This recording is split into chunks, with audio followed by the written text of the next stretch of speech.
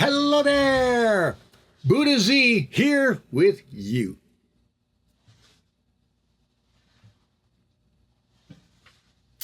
Now, today's a difficult poem. I've always thought this poem was cool. It's got a nice inspiration. It's clever, but see, once again, if I had an editor and a publisher, some other people to kind of grit and say, hey, change this line, improve this paragraph, I'd do it. I'd be more than happy to do it, but nobody's pushing me. Nobody's prodding me. I got other things to do. So I tend to just write my stuff and move on. In fact, it's amazing. I mean, I will do proofreading and a little improvement if I can, but I'm always amazed at how well this stuff just flows out of my brain. Just the rough draft is usually a finished draft 90% of the time. But when you get a poem like this, it's so complicated. I realize that maybe some more editing would be good, but I'm not motivated to edit it right now. Nobody cares. Plus, I'd like some suggestions from somebody whose opinions are actually worthwhile, and I don't have that person in my life. But I just when I kind of glanced ahead at this poem and realized I have read this, in audiences, I realized that sometimes it's not as easy, and plus maybe I'm reading too quickly when I'm in concert. Not just the nervousness, but the fact I'm on a time limit. So. Anyway, wish me luck. Let's see how we do. This poem is called Nasty Trump. And this is a poem that, like I said, I'd be willing to improve if it would make it easier to understand. But let's see how it does. Nasty Trump. I'm not sure if I'm reading off my computer. Let's go over here to my book so I can turn towards you more. I'm not sure if I'm doing the right thing. So we'll call it experimenting. I heard President Trump call a woman nasty. So I looked it up in my iPhone dictionary. There are 8 definitions to understand. I read them. It was worse than I planned. Donald Trump is described by all 8. When it comes to nasty, Donald Trump is first rate. Number 1 is physically filthy. Good thing they make him take a bath, but that 50-pound bag of fat we see under his shirt carried with wrath, yet somehow proudly, well, personally, I bet if he was all alone, Donald would not be seen cooking and cleaning. He would be disheveled and unclean with weeds in the garden and a lawn he'd never be mowing. Let's take a look at number 2. An offensive taste or smell. If the flavor of character is what we do, then unsavory Trump is sharing his hell. And hell is a nasty place. And it was years after this, of course, I actually discovered that Trump has diapers and farts all the time and is really just really disgusting to be around, I guess. So, like I said, even looking in the dictionary, it was worse, and then to find out the truth is even worse than my poem. Here we go. Number 3 just requires you to be offensive or objectionable. He's got that in spades. With disrespect and name-calling, we see the divisive, discord Republicans enable. Number 4 was a bit more accurate. Few in America would attest that Trump is not a vicious brute. He's a mean, nasty dog who always looks pissed.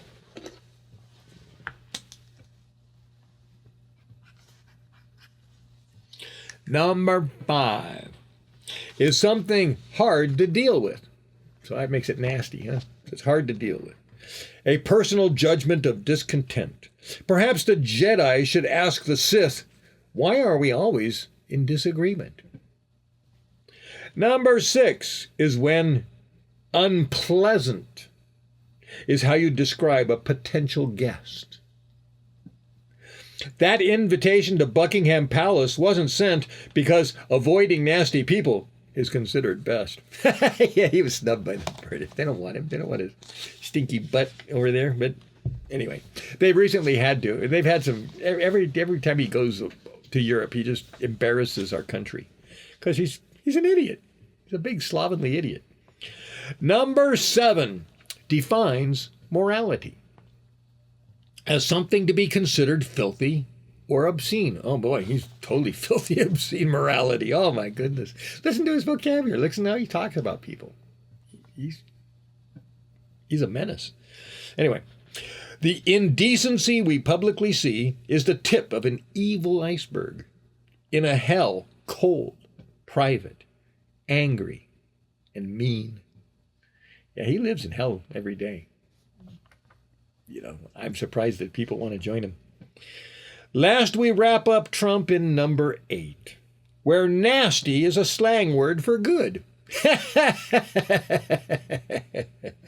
So for all those who still think Trump's great, then nasty is the word for the man who the suckers would suck if they could. Yep, Trump qualifies to wear the nasty word. He's a swampy politician who wears it as a noun and a verb. If it takes a nasty person to know one, Trump did point them out. Then he jumped in and joined that slimy herd because Republicans want to be below one. Yeah, you got to remember that he was calling Ted Cruz a liar and all these things in the beginning, you know, which Ted Cruz is. Ted Cruz is a horrible liar. Remember? He's a liar, so he should be kicked out of the government and put in jail, according to Mrs. Miller, Congressman Mrs. Miller. She said that Ted Cruz should go to jail, and he shouldn't get any book deals either while he's there, because he lied. So anyway, but of course Ted Cruz is going to be—he's a professional liar, and then the people in Texas are all liars, I guess, so they like him lying, and then he's lying for them. Of course, yeah, interesting herd of cows down there. Hey, I don't think we're done, are we? Was that the only thing I had to do? Was just read Nasty Trump? No way.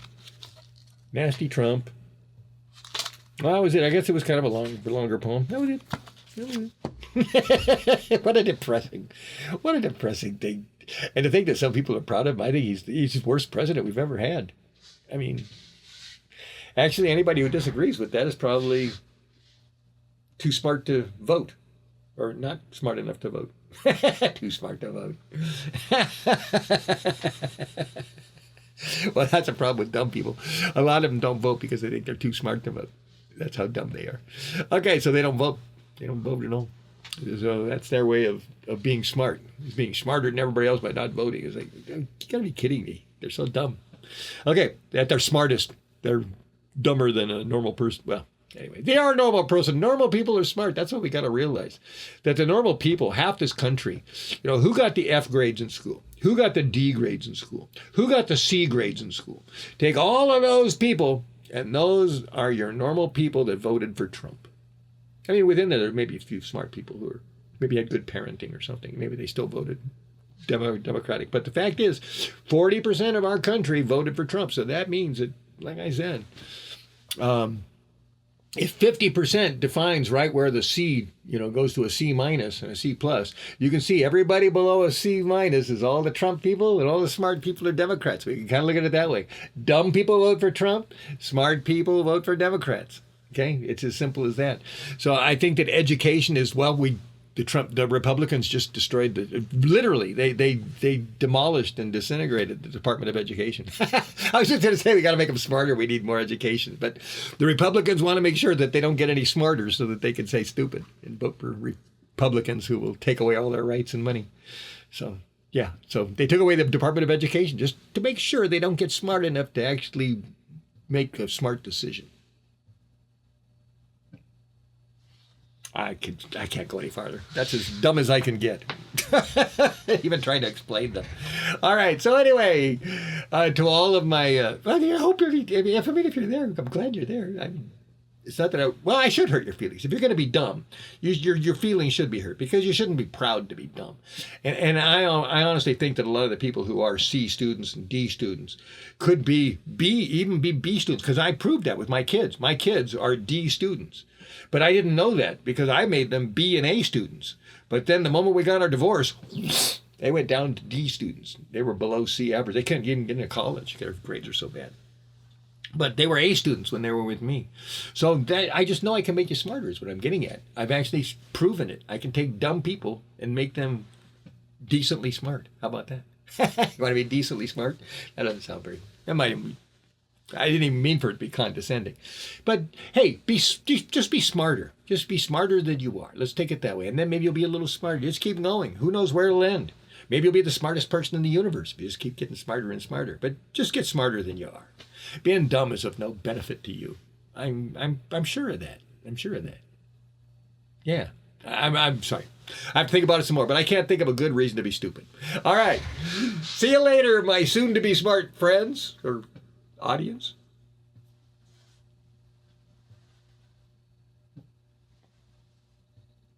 All right.